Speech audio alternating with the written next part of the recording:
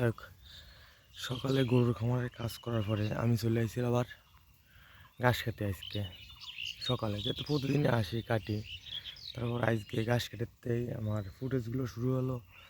এমন ঘাস কেটে নিয়ে বাড়ি যাব, বাড়ি যাওয়ার পর আবার হয়তো আমরা গেড়ে যাবো, ফেরি কাটা হচ্ছে বা ফকার সংরক্ষণে বা মাটি দেবো।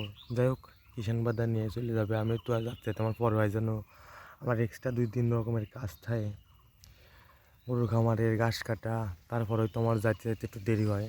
যাই হোক, যে যা করতে ইচ্ছি তাই করি, ঘাস কাটি, ঘাস টাস কাটে তারপর হয়তো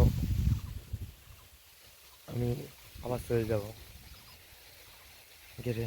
যা করতে আছি তাই করি তাড়াতাড়ি যত সম্ভব। যাই হোক, আমরা চলে আসছি হলো গেরে। আসার পরে হয়তো সবাই মিলে পগার তো লিখেছে যে বাজে মাছগুলো বা রাক্ষসে মাছগুলো হয়, এগুলো হয়তো ধরে বিক্রি করে বাজারে পাঠাবে। আর এর সাথে সাথে ফেরি কাটা হবে বা ফেরি কাটতেছে। মোটামুটি এইভাবেই চলে এইসব কাজ, যত সম্ভব দ্রুত করতে হবে। 34 মাস পড়ে গেছে।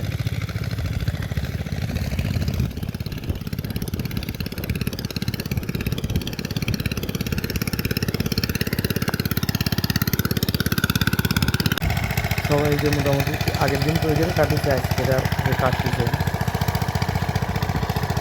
কাটার মধ্যে আমার এই জায়গায় খাওয়া হয় না, আমার গরুকে খাবার টাবার দিতে হয়।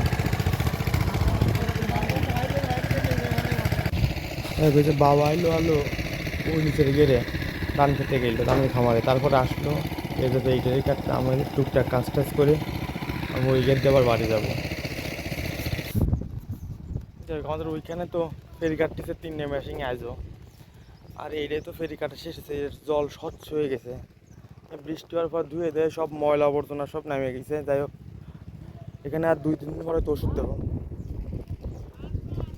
আর এই যে আমাদের এই বুইতে যে বন হয়েছে, না এটা যাদের গরুর খামার আছে এটা কাটে, কিন্তু আমার একটু অতিরিক্ত বড় হয়ে গেলে বা আমার কাটতে সমস্যা বা কাটতে পারবো না, বা সেই সময় কিষান খরচ বেশি হবে। কিন্তু বন বড় ওষুধ দিলাম না, এর কারণ হলো কি, মাটিটা অতিরিক্ত ভিজে রয়েছে। এখানে যদি বন মর ওষুধ আমি দিই তাহলে আমার একটু ক্ষতি বেশি হবে, মানে উপকারের সাথে ক্ষতি হবে। ওই সময় যে সময় জল উঠে যাবে বা বৃষ্টিটা থাকবে, এই কারণে বৃষ্টির মানে আবহাওয়ার দুর্যোগটা না গেলে আমি আর ওষুধ দিতে পারছি না। ওষুধ বাড়িয়ে নিতে হয়েছে। আর যেমন ড্রেন, এই ড্রেনও জল স্বচ্ছ পরিষ্কার হয়ে গেছে। হ্যাঁ, এখানে যত রাক্ষসে মাছের ডিম ছিল, এখানে আমরা কোনো কিছু দিইনি, আমরা প্রয়োগ করিনি। যে রাক্ষস মাছের ডিমগুলো আছে এগুলো সব ফুটে যাবে, মানে ফুটে বা ফোটার পরে আমি হয়তো কাল পরশু একটা স্টার্ট দিয়ে, মানে এই দেখিছে বেলা এখানে আমি হয়তো গ্যাস ট্যাবলেট মারবো বা রোডেশন মারবো প্রথম ধাপে। তারপর হয়তো আমরা চুন প্রয়োগ করব বা বুলু প্রয়োগ করবো, পর্যায়ক্রমে তো আমরা করব। কিন্তু আপাতত এখানে যে রাখছি, যে আমি তো 1 সপ্তাহ রাখার কারণ হলো এই কারণ। এরপরে আমি যে যত ব্যার আছে ব্যারগুলো শুকাবো, তারপরে ওষুধ দেবো, বা এরপরে রাক্ষস মাছ দমন করার জন্য বিভিন্ন মেডিসিন প্রয়োগ করব। তারপরে আমরা আস্তে আস্তে পালাক্রমে যাই রেনু মাছ নার্সারি পুকুর বা যে হিসাবে প্রস্তুত করায় পর্যায়ক্রমে আমরা প্রস্তুত করবো আর কি। লাস্টে আমাদের এই সাইড ডেকের যে জায়গায় এর মানে মৎস্য খামার জায়গা, তার একটা এলো আমরা এখানে ধান লাগাইছি। তা একটা গোছে দেখি আজ যে কতগুলো ধান হয়েছে বা বগাইছে, দেখা যাক। 1 2 3 4 5 6 7 8 9 10 11 12 13 14 15 16 17 18 19 20 20 হয়েছে। সেমসেমে একই, সেমসেমে একটা একটা একটা মোটামুটি খারাপ হয়নি। আবার হয়তো আমার এখানে ওষুধ দেওয়া লাগবে, যেমন দু একটা পোক লাগিছে, বোঝা যাচ্ছে পায়রা পোক। আর জলও আমার যত ওই গেরে যত জল বা ড্রেনেজে যত জল আমি রাখিছি সব জল আমি এখানে ঢুকাই দেবো। এবার কালকে হয়তো যাবো নিচেরটায় জল দিতে বা ওষুধ দিতে, কালকে যাওয়া লাগবে ওই দিক। যাক, এইভাবে চলতে হয় আমাদের কাজ, আর কি করা যাবে।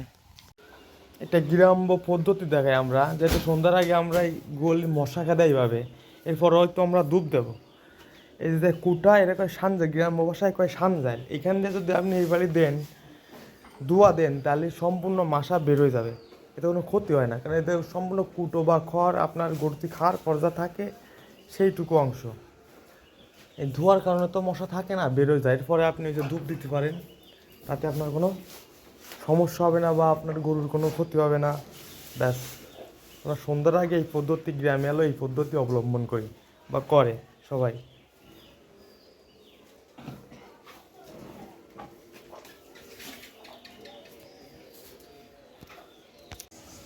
লাস্ট ধূপ রাখিছি, লাস্ট হলো আমরা ধূপ দিই আর কি।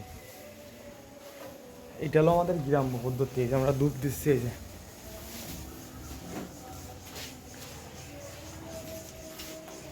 নানি আইছে তো, নানি দিচ্ছে নিজের হাতে আজকে।